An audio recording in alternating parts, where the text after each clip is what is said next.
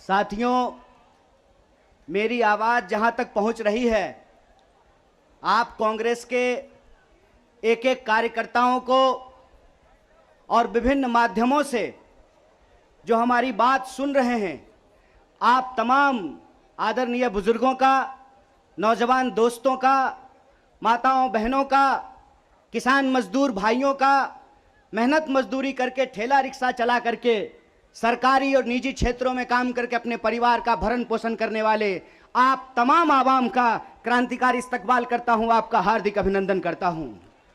दोस्तों, मैं आपसे अपनी कुछ बातें साझा करना चाहता हूं। उससे पहले मैं धन्यवाद देना चाहता हूं हमारे पार्टी के तमाम वरिष्ठ नेताओं को कि आज उन्होंने बड़ी मशक्कत से मुझे यहां लाने में, आपके मौजूद पहुंचाने में मेहनत की है, क्योंकि आजकल दिल्ली पुलिस हम पे ज़्यादा मेहरबान है। दिल्ली पुलिस मेहरबान है और इस बात से हमको कोई दिक्कत नहीं है।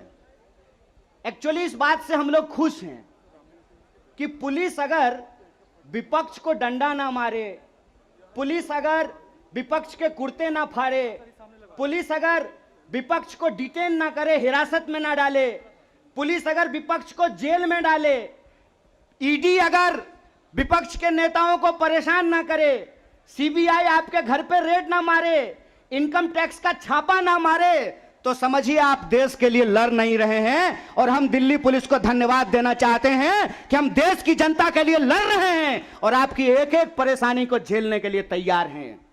लेकिन एक बात हम दिल्ली पुलिस के सिपाहियों को जरूर कहना चाहते हैं। भाई साहब, आप आते हैं साधारण परिवार से, आप आते हैं किसान मजदूर के परिवार से, आप आते हैं गरीब परिवार से।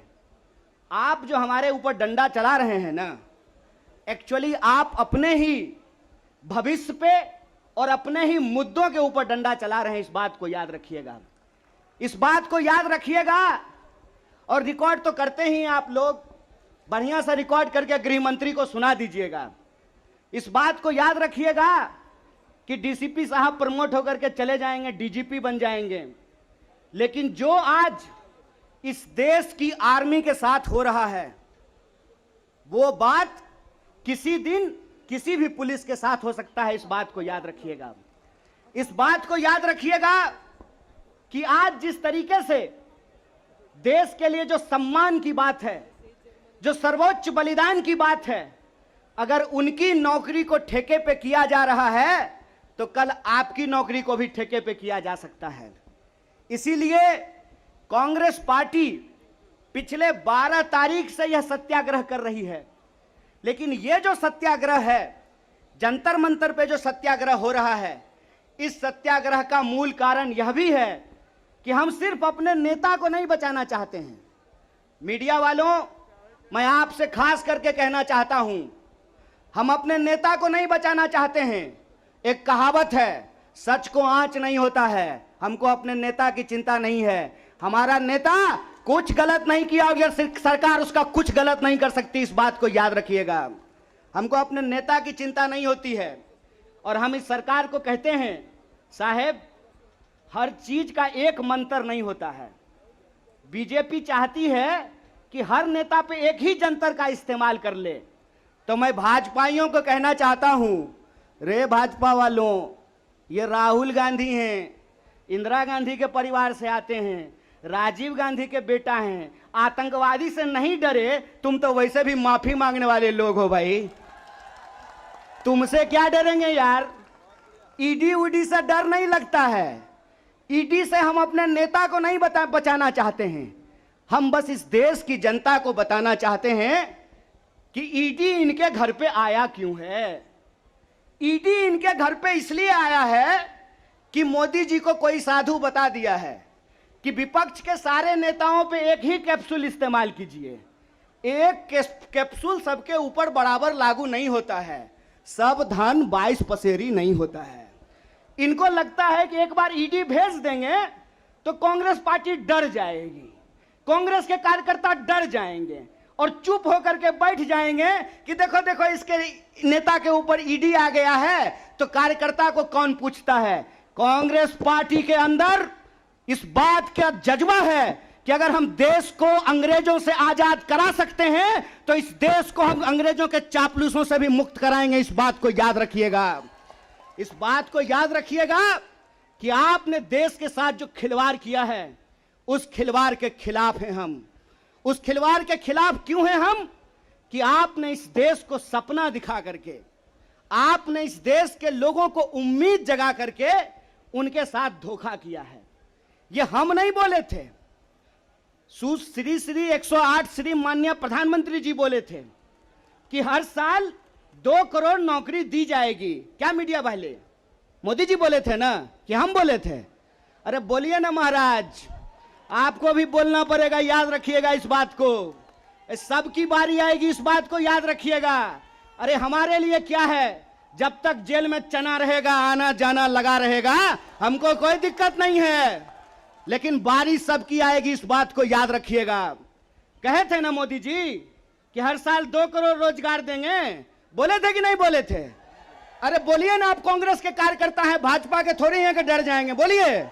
बोले थे ना, बोले थे ना कि महंगाई कम होगी, बोले थे ना खाते में 15 लाख रुपया आएगा, बोले थे ना अच्छा दिन आएगा।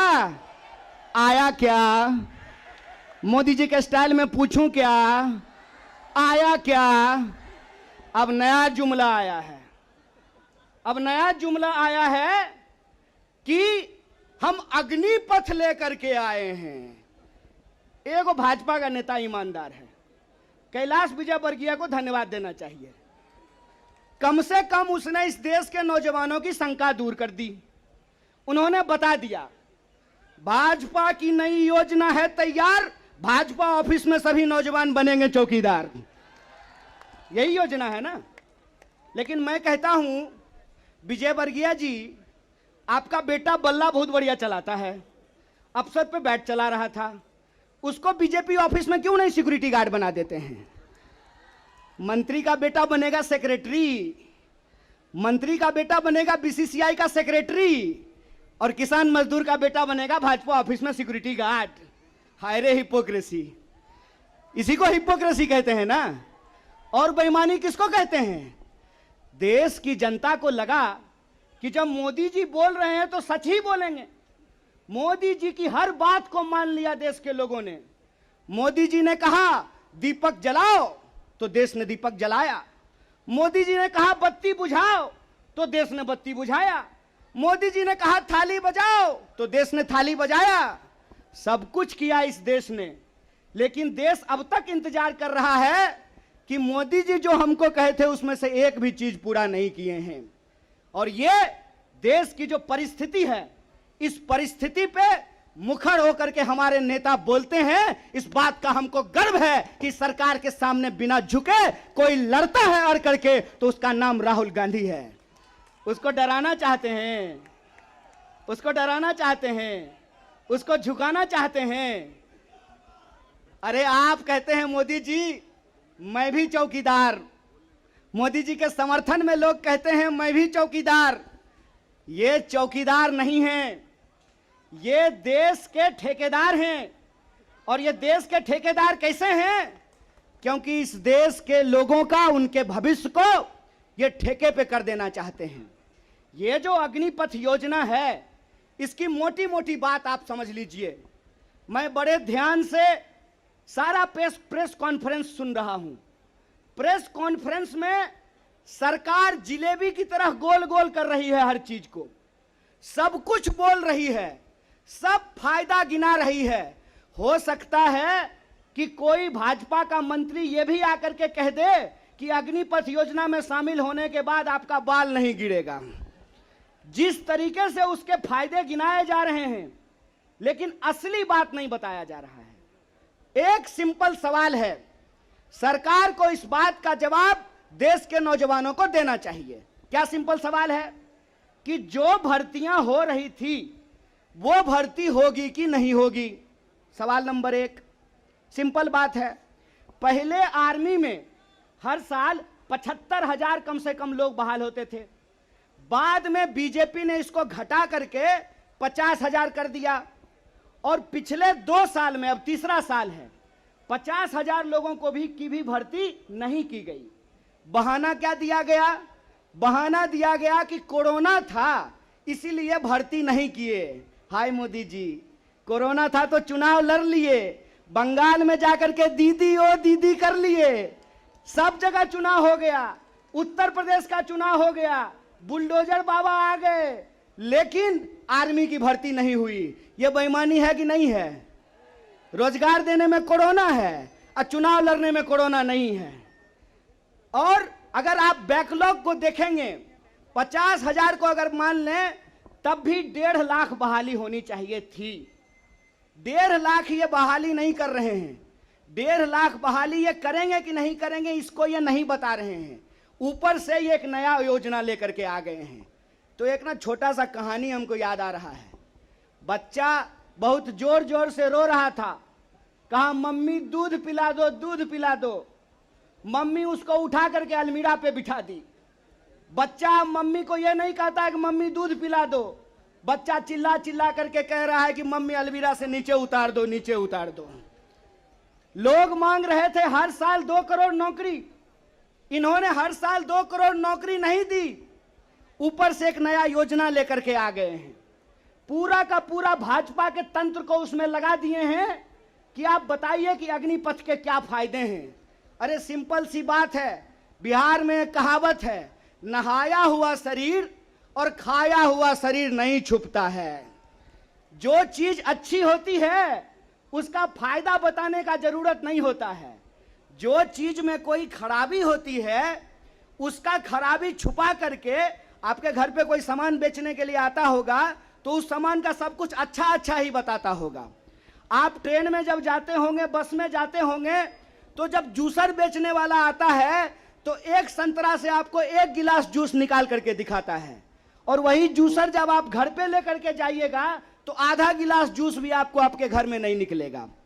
ये जो बेचने की मानसिकता होती है, इस बेचने की मानसिकता के खिलाफ हैं। यह सत्याग्रह 2 लोगों के बीच में है। जावेद अख्तर ने लिखा है, इस एक हमारी एक और उनकी मुल्क में है आवाजें दो आवाज है। एक वो आवाज है जो इस देश को बेचना चाहता है, वो देश के सरकार में बैठे हुए हैं। एक वो आवाज है जो देश को बचाना चाहता है, वो सड़कों पे खड़ा है, वो जंतर मंतर पे बैठा हुआ है, वो सत्याग्रह कर रहा है। और ये सत्याग्रह हम इसलिए कर रहे हैं कि सरकार के झूठ को हम समझ रहे हैं। झूठ क्या है इनका? झूठ है कि ये लोग परमानेंट बहाली को बंद करने जा रहे हैं। परमानेंट बहालियां नहीं होगी।